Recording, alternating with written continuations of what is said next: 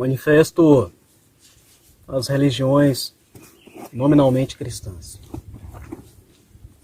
Esclarecimento acerca da atual situação religiosa do mundo. Prevendo pelas Escrituras um caos que se abaterá na humanidade. E em auxílio especial a nossos irmãos, que aqui ficarão no sistema religioso. Ao considerar que nossos irmãos de Sardes, Reforma, não concluíram sua obra, mas eram mestres em organização, venho ao menos, através desta humilde síntese, esclarecer ao meio religioso atual o engano em que se encontra a humanidade. Aproveito a oportunidade para esclarecer o fenômeno social da saída de tantos membros eclesiásticos de suas igrejas e ou religiões. Ponto 1. A hierarquia no seio da igreja não agrada ao cabeça, o Filho do Eterno, pois todos somos irmãos. Mateus capítulo 23, verso 8. Ponto 2. A igreja da primeira era, profeticamente, Éfeso, foi a igreja dos apóstolos. E enquanto eles estiveram aqui, não permitiram que tal hierarquia se estabelecesse. Ponto 3. Em Atos capítulo 15, importante reunião do início da igreja. Os discípulos, apóstolos e anciãos solucionavam a questão tratando o assunto como iguais. O que prevalecia não era a palavra de um apóstolo sobre a de um ancião, ou vice-versa, mas o que parecia bem aos olhos de toda a igreja. Atos capítulo 15, verso 22. Ponto 4.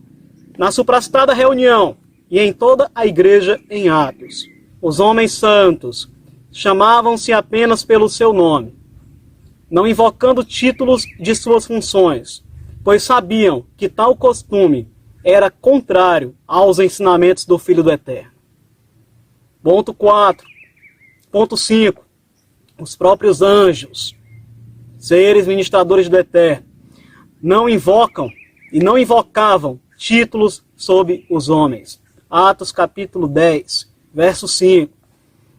E Apocalipse capítulo 19, verso 10. Ponto 6.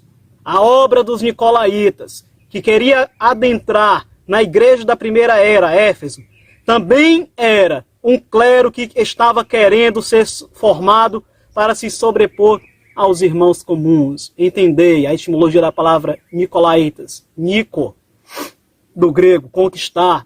Laitas, o povo leigo, conquistar, subjugar o povo leigo. Ponto 7. Tal ensino hierárquico, combatido e detestado pelo Filho do Eterno e pelos apóstolos, não adentrou na era apostólica da igreja. Ponto 8. Na segunda era da igreja, do latim isto é, na segunda era da igreja, profeticamente Esmirna, tal ensino começou a adentrar na igreja quando os irmãos começaram a fazer uma distinção entre o termo ancião, que significa do grego presbítero, e o termo bispo, que do grego significa supervisor. Para Paulo e Lucas, tratava-se da mesma função. Os dois eram a mesma coisa. Atos capítulo 20, verso 17 e 28. Efésios capítulo 4 e verso 11. Ponto 9. A igreja abandonou o sistema apostólico de deixar um grupo de anciãos sobre a igreja. Atos 14, 23, 20, 17 e Tito 1, 5. Passando a deixar sobre cada igreja apenas um homem. 10. A hierarquia consolidou-se na terceira era da igreja, Pérgamo, a partir de Constantino, o qual tornou mais nítida a distinção clero-leigos. Apocalipse capítulo 2, versos 15 e 16. Ponto 11. A aliança da igreja com o Império Romano, juntamente com o clero formado, proporcionaram um caminho aberto para a exploração do povo, a doutrina de Balaão, que trabalhou contra o povo do Eterno por causa de um salário. Balaão do hebraico significa devorador, devorador do povo. Ponto 12. Cobram dízimos em espécies de não-judeus e não destinam valor substancial aos órfãos, viúvas e estrangeiros. Deuteronômio, capítulo 14, versos 28 e 29. O dízimo instituído por Moisés no ponto 13 não era e nem podia ser praticado em dinheiro. Deuteronômio capítulo 14, versos 22 ao 29. 14. Era para usufruto dos próprios dizimistas. Deuteronômio 14, 23, 26 e 27. Também o capítulo 18, verso 4. Porém, sem desamparar os levitas que estavam junto aos dizimistas. Ponto 15. Ireneu, um dos mensageiros da igreja. Orígenes, Justino Marte, Tertuliano, Cipriano, Crisóstomo e outros do século 2 ao 5, que compõem a história da igreja, nos falam somente de contribuições voluntárias na comunhão dos santos. Somente no século 6, a igreja romana, no sínodo de Macon, no ano de 582, é que o dízimo começou a ser ensinado como algo obrigatório e de forma generalizada. 16. Com o clero, nicolaítas, devido ao poder político do Império Romano, o caminho ficou aberto para todo tipo de heresia. 17. A igreja guardou o nome do Filho do Eterno até a sua terceira era, e é Pérgamo, cerca de 300 a 480 depois do Mashiach, depois do enviado do Pai. E está escrito, retens o meu nome, porque a igreja guardou o nome do Filho do Mashiach até esta era. Ponto 18. Entretanto, com a romanização da igreja, trataram também de instituir o idioma usado por Roma, o latim, como língua oficial de toda a igreja. As cerimônias litúrgicas passaram todas a serem feitas na língua romana. A igreja, ponto 20, a igreja romana incorreu no erro elementar de traduzir o nome do Filho do Eterno para o latim. Traduziram para Iesus. Ponto de número 21. Não por mera coincidência, o animal preferido pelos romanos e até hoje para os italianos, para fazer um sacrifício, era o porco. No latim, sus de Jesus significa porco. E isto é, mais sus, porco. Isto é, um porco. Ponto de número 22. Sabe-se que é prática elementar nas civilizações antigas atribuir o nome a alguém como um significado característico e ou religioso. Ponto 23. O nome do Filho do Eterno deve conter o nome do Pai. Ponto 24. O nome do Pai, e é do hebraico, Yod, Re, Vav, Re, o qual aparece 6.828 vezes nos originais hebraicos, transliterado para YHWH, pronunciado por Yahweh, foi substituído por Roma pela palavra Senhor. Senhor não é nome, mas é um pronome. As civilizações deveriam evoluir em linguística, mas com tal atribuição, houve uma regressão ao retirarem o nome do Criador, o qual se apresentou a Moisés, substituído por uma estrutura linguística, que nem ao menos é um nome.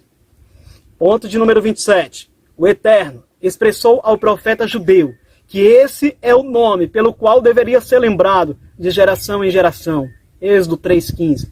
E é Yod, Re, Vav, Re, forma contraída do verbo ser hebreu, significando, portanto, o grande eu sou, o eu sou.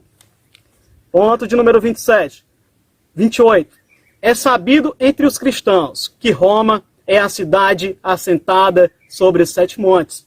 Tal é a grande prostituta descrita no livro de Apocalipse, capítulos 17 e 18. Ponto 29.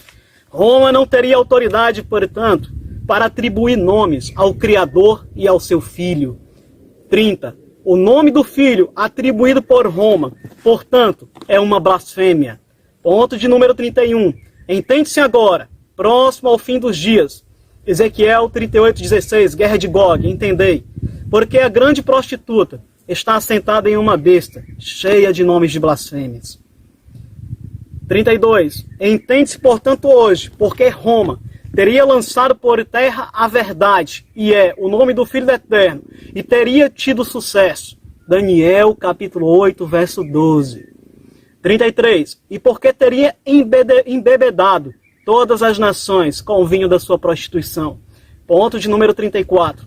E porque, de alguma forma, próximo ao fim dos dias, O povo do Eterno estaria dentro do sistema católico babilônico, como está escrito, sai dela, povo meu. Apocalipse 18:4. 35. E que, portanto, este nome, Jesus, não é uma herança dos apóstolos, mas mais uma das blasfêmias da grande prostituta. O termo correto para o Filho do Eterno é Yod-He, Vav-He, Shin-Ei, transliterado para YHWH-XA, e é salvação de Yahweh, pronunciado pelos judeus e também agora por nós, por Yahusha. 36. É sabido entre os estudiosos das Escrituras que o Eterno revelaria seu nome próximo ao dia da sua ira. E é a última semana de Daniel. 37. E que segundo o profeta Joel, quem invocasse o seu nome seria salvo. 38. O termo colocado no lugar do nome do Eterno, Senhor, traduz-se em hebraico para Baal. 39. Entende-se agora, porque o Eterno limparia os nomes de Baal da boca de seu povo. Oséias capítulo 2, verso 17.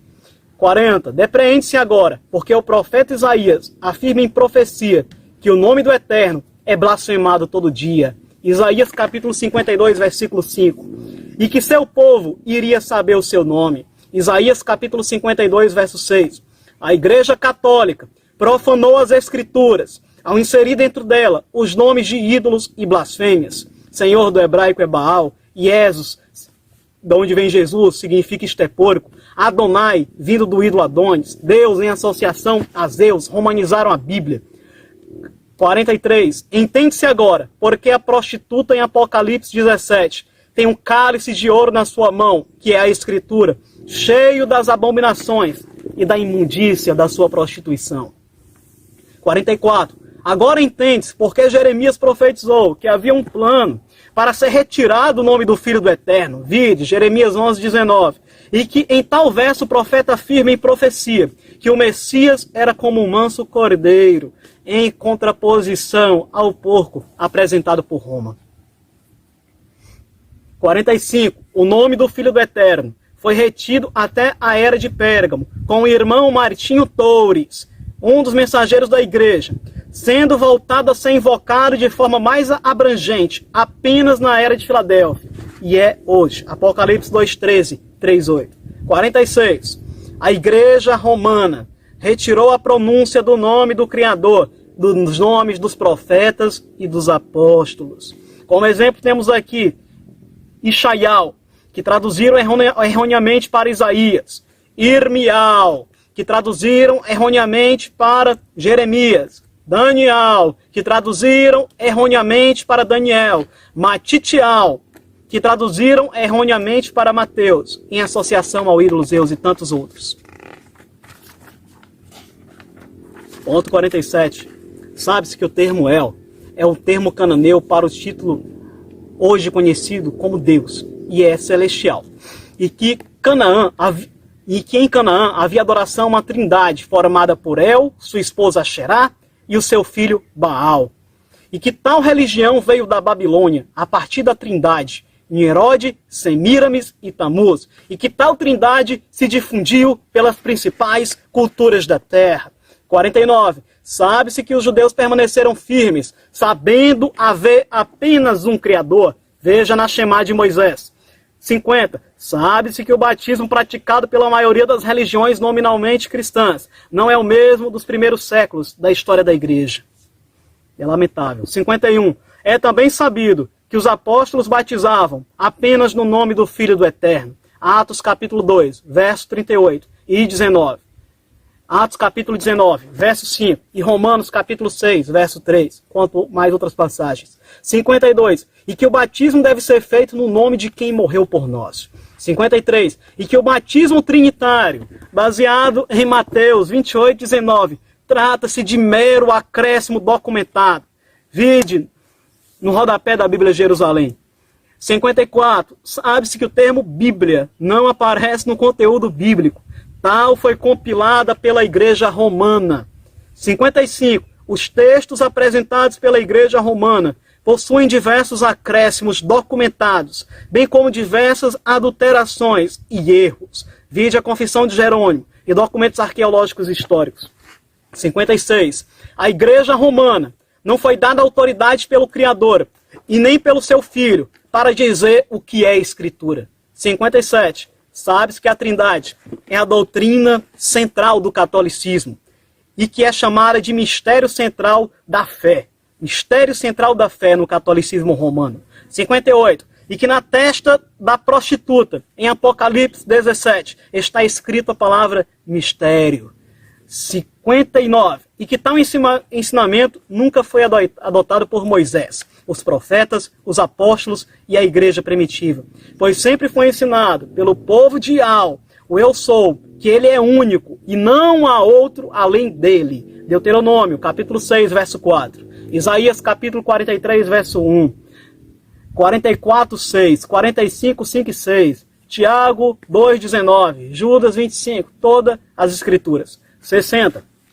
Havendo, portanto, um só Criador e um só mediador entre o Criador e os homens, e acha homem. Para nós, contudo, 1 Timóteo 2,5. Para nós, contudo, há um único Criador, o Pai, de quem tudo procede e para quem vivemos, em um só Rei, e alcha, por intermédio de quem tudo o que veio a existir, e por meio de quem também vivemos. Paulo escrevendo aos Coríntios no capítulo 8, verso 6 de sua primeira carta.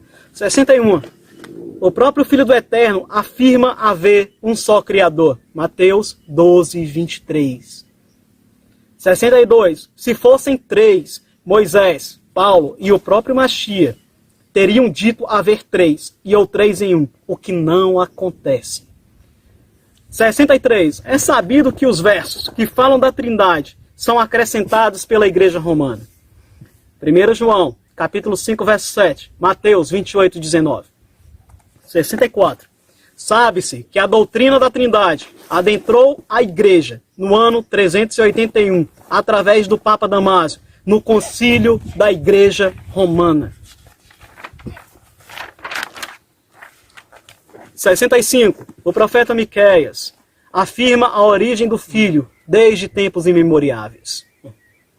66. Tal ensino é corroborado por Paulo em sua epístola aos Colossenses e ao seu filho Timóteo, seu filho na fé. Colossenses 1,15 e 1 Timóteo 2,5.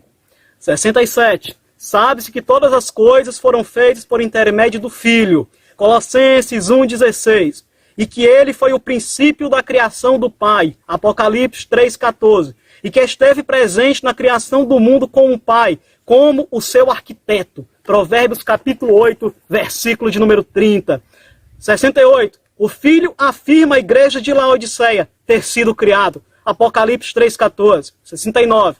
Tal é a posição dos judeus convertidos ao Filho do Eterno, Shemá de Moisés, os quais boa parte acusam nós, os gentios, que creram no Filho, de distorção das Escrituras, paganismo e idolatria. 70. A distorção romana de que há mais dois deuses, somado a Ial, para ser formada uma trindade em só, provém de Babel e tem sido uma confusão no meio do povo do Eterno. A própria Babel significa confusão. E a palavra mistério, na testa da prostituta, no entendimento dela, da grande prostituta, é traduzido no meio católico pelo mistério da Santíssima Trindade. 71. A doutrina da eternidade do Filho só foi adotada pela Igreja Romana no Concílio de Nicéia, cerca do ano 325, dirigido por Constantino, imperador de Roma. 72. Roma não teria autoridade para afirmar haver outro Deus, além de Al. A autoridade de Roma não procede do eterno, mas é diabólica. 73. Os que divergiram de tal doutrina de Roma foram perseguidos e mortos. Sabe-se que Roma está manchado com o sangue dos santos e das testemunhas de Alcha. E que os termos em Isaías capítulo 9, verso 6, que geralmente eram atribuídos a reis. 76. E que a igreja romana traduziu erroneamente o termo Pai para sempre em Isaías 9,6, substituindo para Pai da eternidade. 77. E que o Filho afirmou que somente ao Eterno adorarás, e somente a Ele prestarás culto. Lucas capítulo 4, verso 8. E Mateus capítulo 4, verso 10. E que a igreja romana não teria autoridade para dizer haver outro terceiro Deus no concílio chefiado pelo Papa Damaso no ano 381. 79. E que de acordo com os judeus que receberam a escritura do próprio Eterno, o Espírito do Eterno trata-se da extensão do próprio Criador e não outro Deus. 80. Roma buscava introduzir a adoração do triângulo, criada pela Babilônia e difundida pelas culturas da terra. Tal ensino não provém da figueira que é Israel, mas da grande prostituta que adotou o sistema babilônico. 81. Entende-se, portanto, haver um só Criador e o seu Filho, por intermédio do qual foram feitas todas as coisas, o qual possui uma origem no Pai. 82. E a sua origem é desde tempos imemoriáveis, escreveu Miqueias. 83. O princípio da criação ideal, Apocalipse 3,14. 84. O Filho possui sua origem no Pai. 85. O Pai não possui origem. Ele é a origem de todas as coisas. 86. Sabe-se que a única suposta escritura que vai contra o ensino dos apóstolos e de Moisés é o chamado Evangelho de João. É sabido entre os estudiosos que tal evangelho não é de autoria de João. 87. É notório entre linguistas e historiadores de que ele foi elaborado por diversos autores e em diferentes épocas. 88. E que o mesmo está repleto de erros e contradições, como a hora da crucificação, as testemunhas da ressurreição, a apresentação dos discípulos ao Filho do Eterno, os anos de pregação do Machia e muitos mais. 89. E que foi muito usado por gnósticos e hereges nos primeiros séculos de nossa era. 90. E que o mesmo não era aceito por grande parte da igreja em seus primeiros séculos, sendo depois introduzida pela igreja romana. 91. E que o mesmo vai contra o Evangelho de Lucas, escrito por Paulo e Lucas no castelo de Cesareia, quando da prisão do apóstolo, e que foi atestado pelo apóstolo Paulo como escritura. O Evangelho de Lucas foi atestado como escritura, e o Evangelho de João bate contra o Evangelho de Lucas. Paulo afirma que todo evangelho apresentado, diferente do por ele anunciado, não seja aceito, mas maldito.